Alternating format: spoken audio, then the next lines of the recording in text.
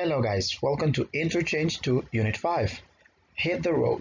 In this unit, we will see the future with be going to versus the future with will. Also, we will see models for necessity and suggestions. Let's begin.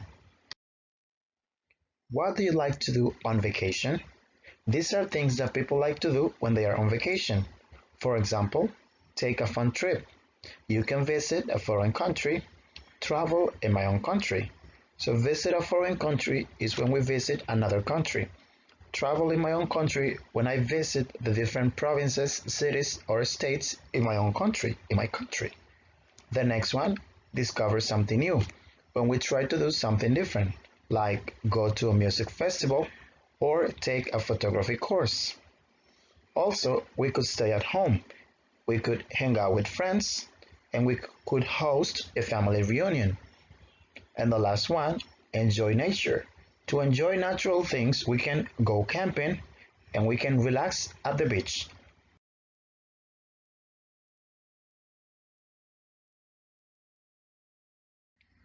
This is the conversation for Unit 5. In this conversation, we can see two people talking about the things that they are going to do because they have 2 weeks off. Let's listen to them. Unit 5. Hit the road.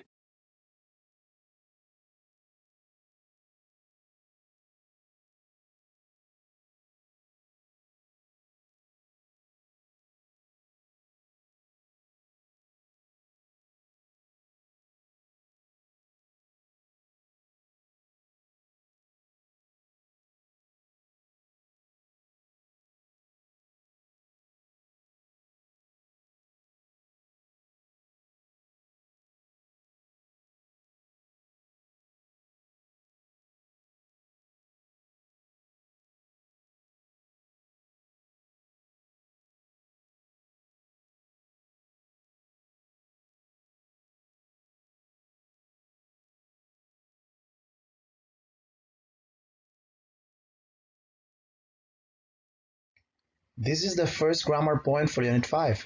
Future with be going to and will. Use be going to for things that you have planned and are not far in the future. Use will for rapid decisions and things that are not planned. They're usually far in time. So as you can see here, we can use going to for things that we plan and things that are not far in the future, probably a week, probably some days. And we use will for things that are not planned or rapid decisions and things that are very far in the future. For example, years or month. Here we have 2 examples. One example using going to and another one using will. Let's read. I am going to have dinner with Amanda tomorrow. I am going to have dinner with Amanda tomorrow. Maybe I will visit my family in the countryside. Maybe I will visit my family in the countryside. If you can see here, we say tomorrow because it's a plan that I have with Amanda. I'm going to have dinner with Amanda tomorrow. That is a plan and it's not very far in the future. Now, if I say maybe, it means that I don't have the plan.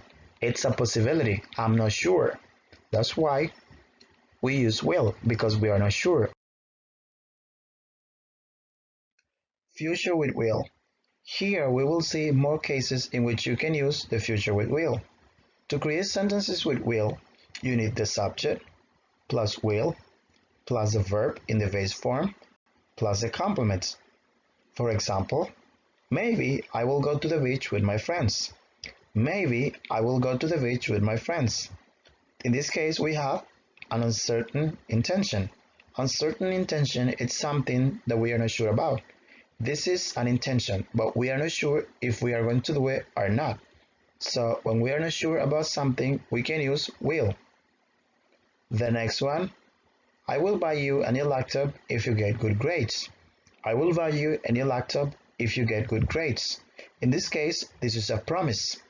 If you get good grades at school or university, I will buy you a new laptop. This is a promise. We use will for promises. The next one, I will be famous when I grow up. I will be famous when I grow up. In this case, this is a prediction without evidence. I am predicting that I will be famous, but how do I know that I'm going to be famous? I don't know. I don't have any evidence. I am not working for that. So in this case, this is a prediction without evidence. And the last one, it's really hot today. I'll open the windows for you. So this is a conversation between two people, person A and person B. Person A says, it's really hot today. And person B says, I'll open the windows for you. I'll open the windows for you. In this case, we are using will for an offer or a rapid decision. This person is making a decision quickly. After the person heard that person A said, it's really hot today, person B automatically or quickly said, I'll open the windows for you. So that was a rapid decision or an offer. So we can use will for uncertain intentions, promises, predictions without evidence, and offers or rapid decisions. Future with Vigo in 2. We basically use Vigo in 2 for two things, for plans and for predictions with evidence. To create sentences with Vigo in 2, we need the subject plus V plus going to plus a verb in the base form plus a complement. For example, I am going to go to a party on Friday. I am going to go to a party on Friday. And the next one, she's going to travel to the US next week. She's going to travel to the US next week. These are plans. If you see here, it says, I am going to go to a party on Friday. So on Friday, I'm going to go to a party. I have the invitation. And the next one, she's going to travel to the US next week. Probably she has the suitcase ready. She bought the tickets. Everything is ready to travel. So she is going to travel to the US next week. Those are plans. Now the last one, it says, person A says, look at the clouds. And person B says, it is going to rain a lot. So in this case, we have a prediction with evidence. We are predicting that it's going to rain a lot because we look at the clouds and we see that they are dark. If the clouds are dark, it's a symbol that it's going to rain. Not 100% certain, but it can happen. So we are predicting based on the evidence, based on what we see. So we use basically Vigo in 2 for plans and for predictions with evidence. The following words are words that you should know when we talk about travel preparations. Let's see. To talk about clothing, we have hiking boots. If you need to walk, if you need to go hiking, hiking boots. Sandals, if you're going to walk a lot, if you're going to go to the beach, you're going to go to the park, and it's too hot, you can wear sandals. And a swimsuit, a swimsuit. If you need to swim, if you need to go to the beach or to a river, you can wear a swimsuit. To talk about money, we have ATM card. It's a card that you can use to withdraw money from an ATM machine.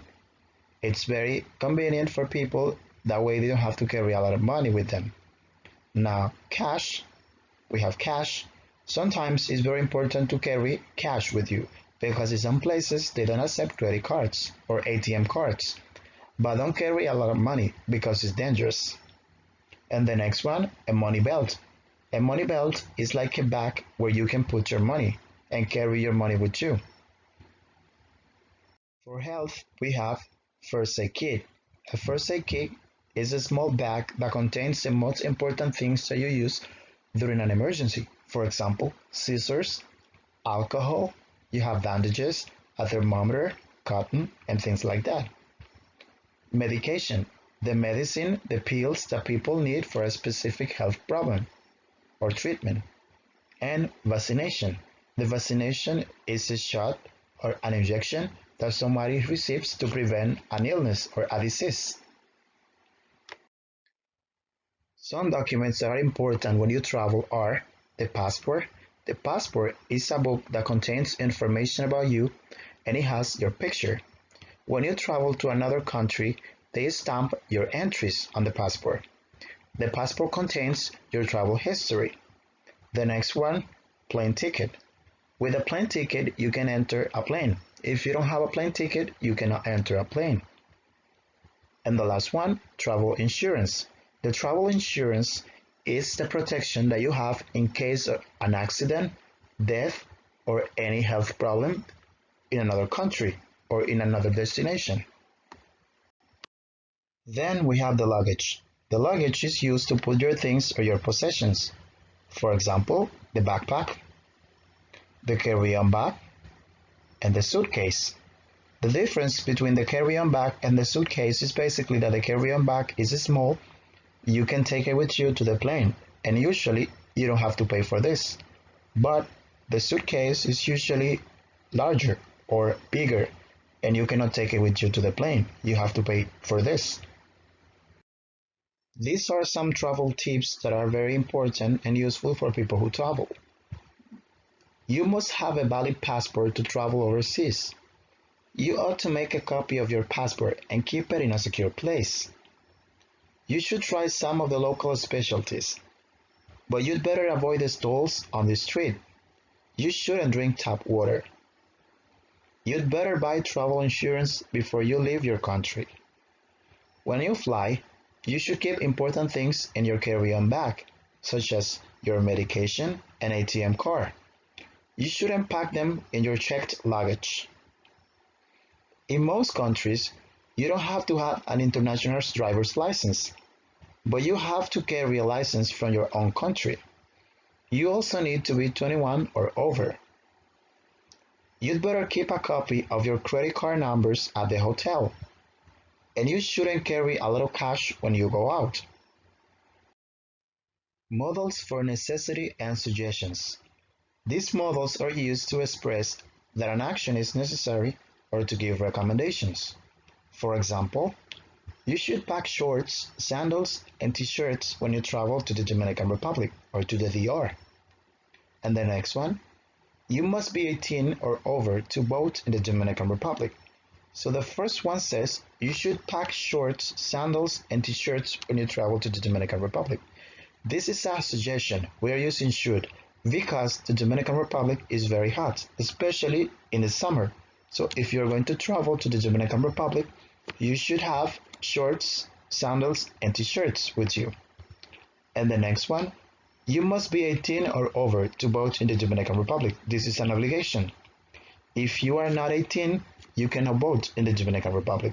So we use should for recommendations, and we use in this case must to say that something is necessary. For the modals for necessity, we have must, need to, and have to. Now with the subjects I, you, we, and they, we say must, need to, and have to when it's positive, and must not, then need to, and then have to when it's negative. For the third person, he, she, or it, we say must, needs to, and has to. For the negative, must not, doesn't need to, and doesn't have to. For suggestions, we have had better, ought to, and should. In this case, they are the same for the third person and for the subjects I, you, we, and they. For example, for the subjects I, you, we, and they, we have had better, ought to, and should when they are positive, and had better not, ought not to, and should not when they are negative. The same happens with the subjects he, she, and it. Modals for necessity and suggestions. To create sentences with modals for necessity and suggestions, we use the same formula. The subject plus the modal verb plus the verb in the base form plus the complement. For example, Dominicans must have a visa to enter the United States. Must is used for obligations or for the rules, for the law or the Constitution. So Dominicans must have a visa to enter the United States. It's an obligation, it's a rule, it's a law. The next one, you need to get a license to drive a car. You need to get a license to drive a car. This is a necessity, it's necessary. So we use need to for necessities. The next one, you have to show your passport at the airport. You have to show your passport at the airport. Have to is for obligations, something that you have to do. It's an obligation. And the next one, don't need to. You don't need to pay for the carry-on bag in some airlines. We use don't need to for something that is not necessary. After the modal verbs, we always use the verbs in the base form. As you can see here, have, get, show, and pay. The next one, for suggestions, we have had better, ought to, should, and shouldn't. Had better, ought to, and should are similar, but had better is the strongest. When we give recommendations or suggestions with had better, you have to follow the recommendations because usually if you don't follow the recommendation, you're going to have negative consequences. For example, here says, you'd better arrive at the airport 2 hours before your flight departs. If you don't arrive at the airport 2 hours before your flight departs, you might lose your flight. So it's a bad consequence. So you have to pay attention to recommendations we had better. The next one, you ought to use the subway when you travel to New York City. We ought to use the subway when you travel to New York City. Ought to is similar to should, but ought to is less common. Should is more common, but ought to is more formal. And the last one, you should rent a car if you're going to visit lots of places in the Dominican Republic. You should rent a car if you're going to visit lots of places in the Dominican Republic. So that's should. This one is with shouldn't, which is basically the same but negative. When you say shouldn't, it is that it's better if you don't do it. So you shouldn't walk alone at night. You shouldn't walk alone late at night. In this case, don't do this action because it's not considered proper or good for you. It's not convenient.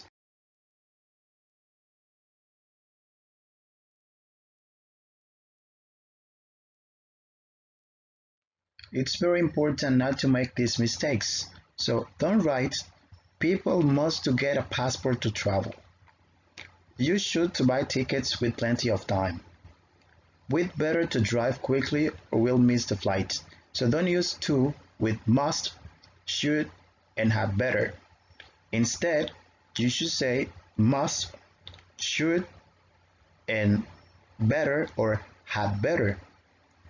For example, people must get a passport to travel. You should buy tickets with plenty of time. We'd better drive quickly or we'll miss the flight. So if you check, don't mention to after must, after should, or after had better. Well guys, that was everything for today. Thanks for watching. See you next time. Bye.